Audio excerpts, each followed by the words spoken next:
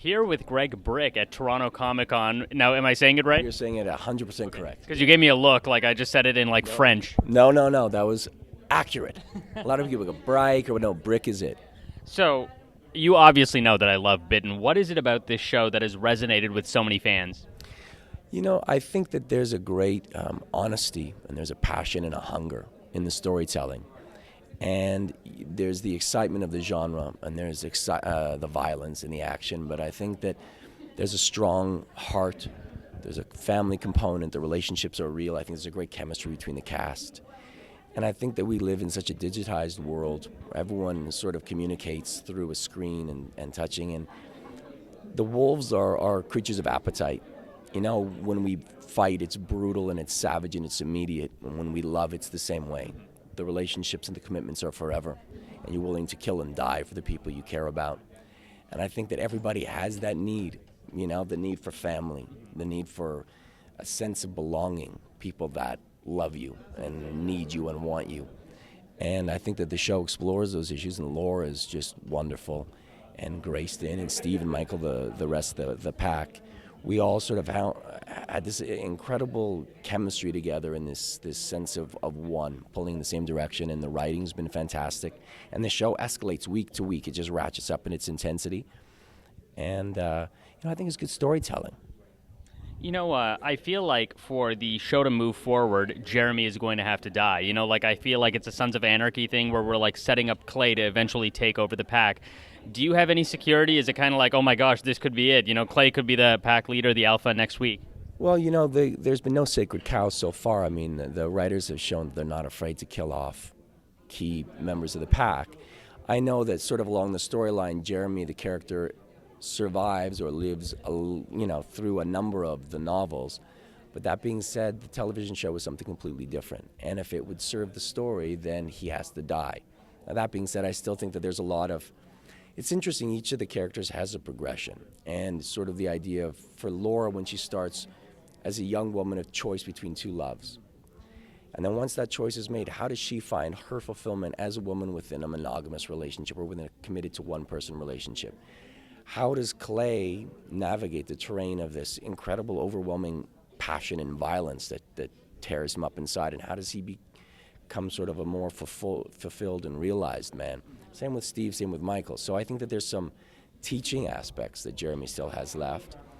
And it's interesting to look at a man at that point in your life where you're not young anymore, but you're by no means old. And what does that mean? You still have that last sunset of your masculine power, and you have some wisdom, and that's a position of great strength, I think. So I'll stay around as long as they'd like to have me, and when it's time to go, I'll go gracefully. You know, typically when you have a pack leader, an alpha, it's like an older character. You know, I think of like Master Splinter on the Ninja Turtles. You know, this kind of like old guy that's like, 2 steps from like hitting the grave. I'm not used to seeing a young leader. Is that strange to play? Like, you're the one in charge, but you're not like 70. No. I think it's fairly accurate because the alpha in the animal kingdom still has to be strong enough to protect the pack.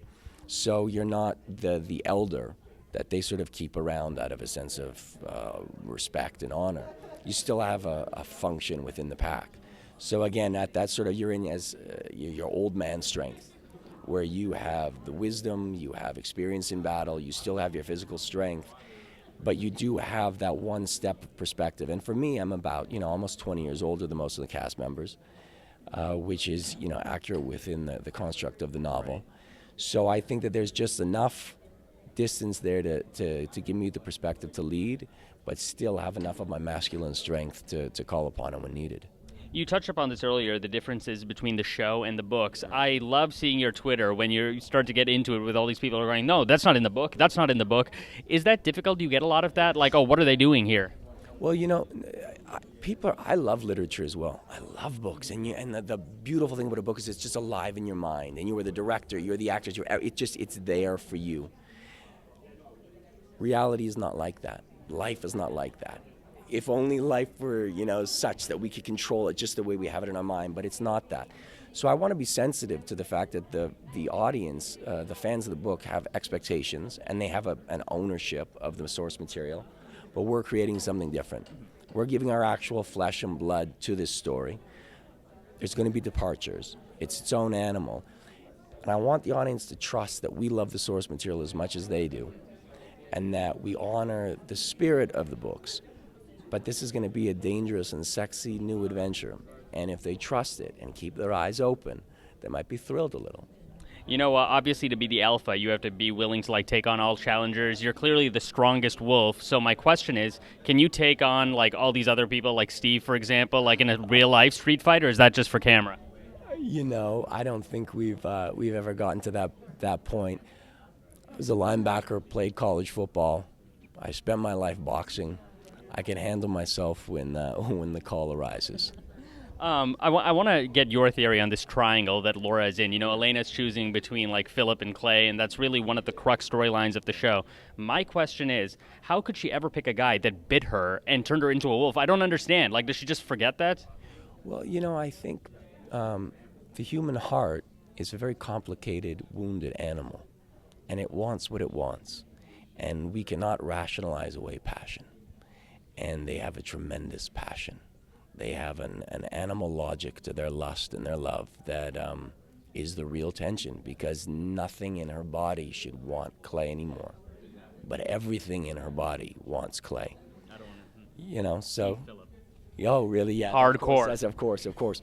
So this is the thing, and I think that this is an interesting struggle, that you have the logical choice.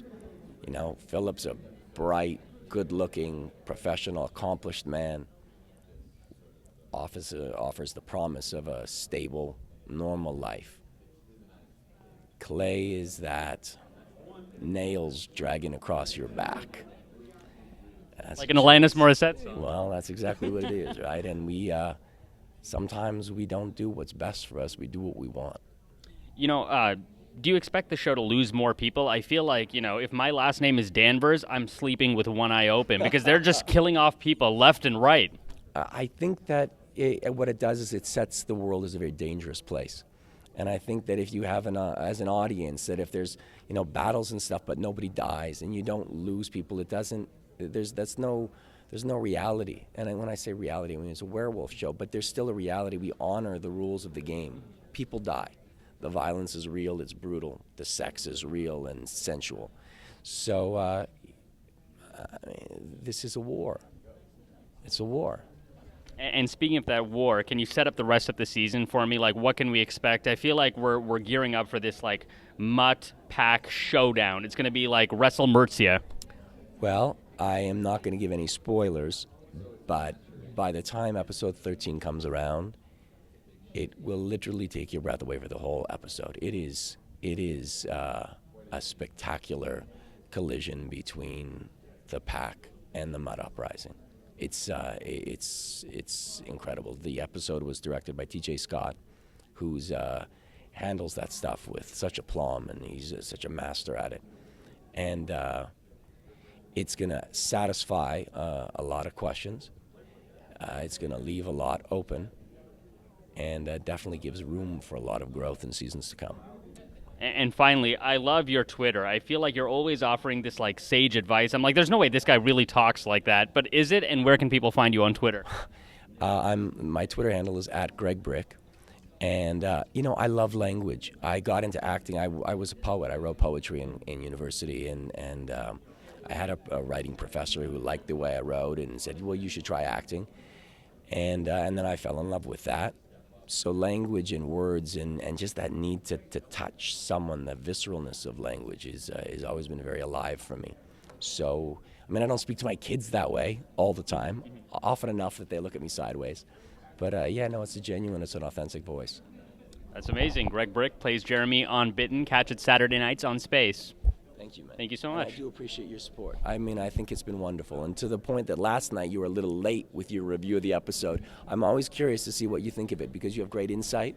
And I think you're a passionate fan, but also an insightful critic. So It's hard. Well, the thing is, I mean, just so you know, Laura, I've kind of like followed Laura's career because Laura got started at the same time that I did. So I went from like instant star to V to Bitten. So every time she gets a new project, right, I'm kind of like, oh man, I got to get a new gig or something. Right. So that explains it. Well, That's why her career trajectory seems to go in the right direction. If you stick with her, you're going to be fine. Right, exactly. Amazing. Thank you so much. Yeah, it was a pleasure, man. Thank you.